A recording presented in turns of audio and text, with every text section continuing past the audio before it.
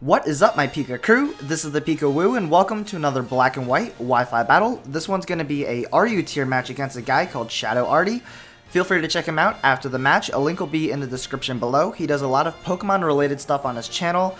He does Pokemon Wi-Fi battles as well as Pokemon Let's Plays, and he also uses a layout, which is really awesome. So be sure to help him out and support him. He did recently move channels, and now he only has 11 subscribers from his original 1,800 subscribers, so it would be really awesome if we can support him because he really does need our support. So if you're interested, be sure to check him out and definitely support him. Now, moving on to the team preview, I've got a RU team that kind of revolves on setting up entry hazards and then sweeping. I really wanted to use Scyther in this battle because it's one of my favorite Pokemon. I used it a lot in 4th Gen UU, so I decided to bring him back. And yeah, he did really well in this battle, so I hope you guys enjoy. And on my opponent's side, he's got some really big threats. He's got a Druddigon, which is a really big threat because it hits my whole team with Outrage for neutral damage. And it can hit very hard, especially if my Miltank is weakened or if my Quillfish is weakened. Magmortar, if it is a offensive Life Orb or Choice Spec set, a Fire Blast can do a ton of damage against my team because I do have a resist, but Quillfish doesn't really have the greatest special defense. And Medicham is also a really big threat because if my Spirit Tomb is taken down, then it can hurt my team with Psycho Cut and the High Jump Kick. And the last threat is that Omastar, because if it sets up with Shell Smash, it can pretty much sweep my team. I need to keep my Scyther alive, especially for this Omastar, because Choice Scarf, Scyther can outspeed a +2 Omastar. But this game is really awesome, had a lot of fun, so I hope you guys enjoy. So I'm going to lead off with a Choice Scarf Scyther because it can outspeed pretty much everything on my opponent's side, and it can U-turn out if the matchup's unfavorable, as my opponent's going to lead off with a Druddigon. And seeing that he led off with the Druddigon, that reveals that he's most likely a defensive set, and he might carry both the Stealth Rocks and the Glare. So if he goes for the Glare, that's not good. So I want to U-turn out, and I want to bring in something that wants to take the hit. So I'm going to decide to bring in my Hitmonchan because I don't really mind getting paralyzed, and I can Rapid Spin the next turn. Plus, I can scare him out with a Ice Punch.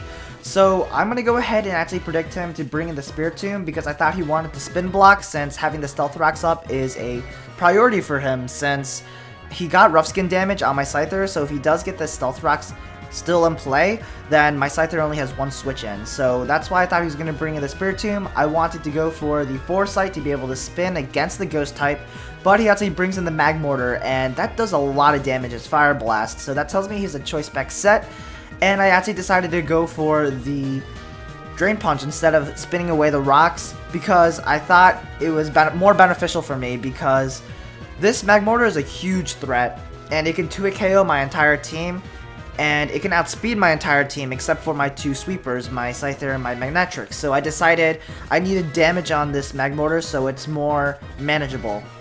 Now I'm going to go ahead and bring in my Magnetric and just Volt Switch because I know he's most likely going to save his Magmortar for later, and then I can get some nice switching initiative, and then I can bring in my Quillfish because I'm pretty sure this Cryogonal has Ice Beam as his only attacking move.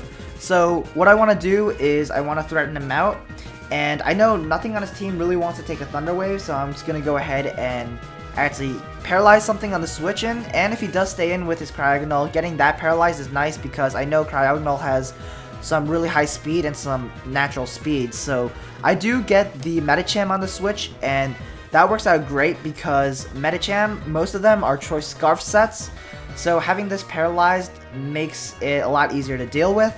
And I'm going to go ahead and bring in my Spirit Tomb to take either the Thunder Punch or the Psycho Cut. Or if he wants to predict my switch and go for the High Jump Kick, I am immune to that. In general, Spirit Tomb is one of the best counters to Medicham.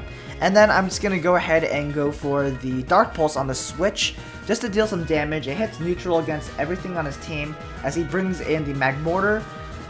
He was probably predicting the Will-O-Wisp there, but that wasn't really the wisest decision because Magmortar is definitely the greatest threat against my team, and he just lost his Magmortar. But he brings in the Omastar here, and that's also a very dangerous threat because if he set up a Shell Smash there, he could deal a ton of damage against my team after the +2 special attack boost. So what I went for was the Curse, so I can make sure he doesn't sweep my entire team after setting up the Shell Smash. He ends up going for the Hidden Power, which was weird, but I know he's probably going to go for the Surf now, so I'm just going to bring in my Quillfish to resist the hit.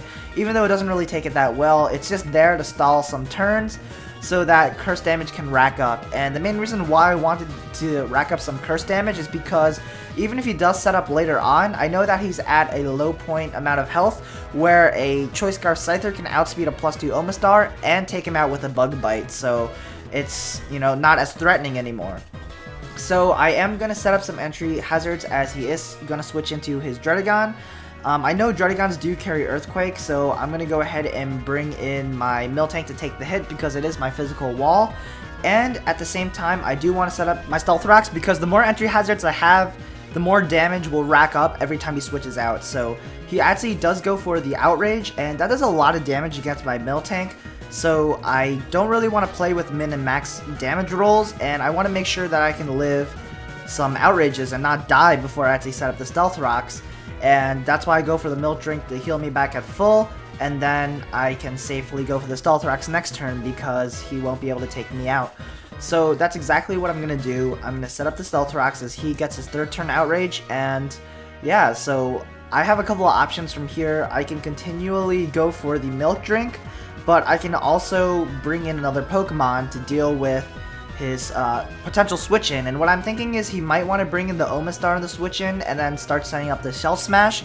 So what I'm going to do is actually switch out as well, and I'm going to bring in my Manectric just to counter his Omastar, but he actually switches into his Medicham instead, which is fine because I know after the Spikes and after the Stealth Rocks, I can take him out with a Thunderbolt, so I'm not really worried about this Medicham at all, and I know Thunderbolt can pretty much 2-hit KO his entire team now, so yeah, I'm going to go ahead and go for the Thunderbolt against his Spiritomb. It's most likely a defensive set, but check how much damage this does. Bam!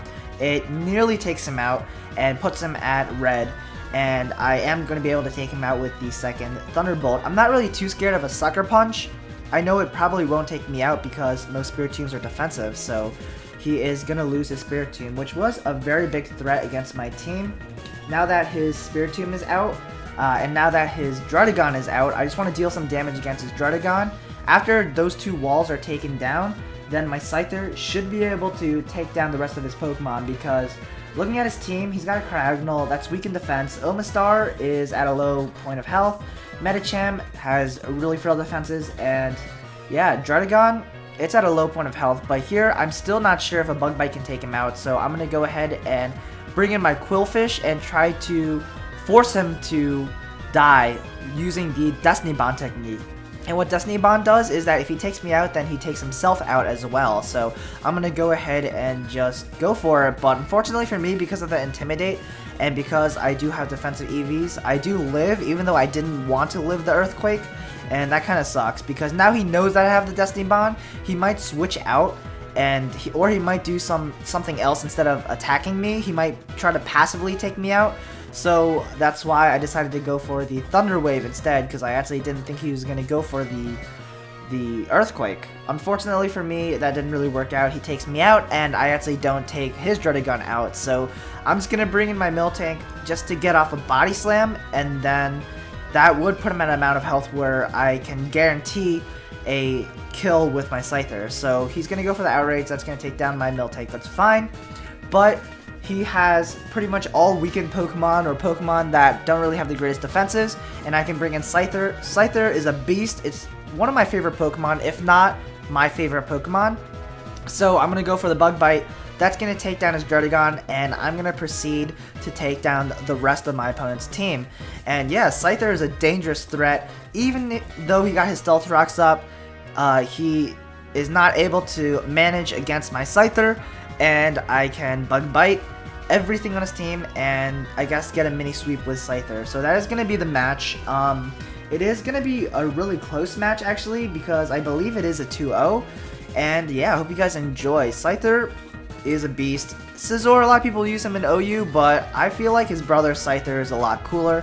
And I don't know if you guys agree with me, but I used him a lot in 4th gen underused, and I am going to continue to use him in future battles because I just love Scyther a lot. So that is going to be the match. I hope you guys enjoyed the battle. If you guys did, feel free to leave a like, a favorite, and a comment.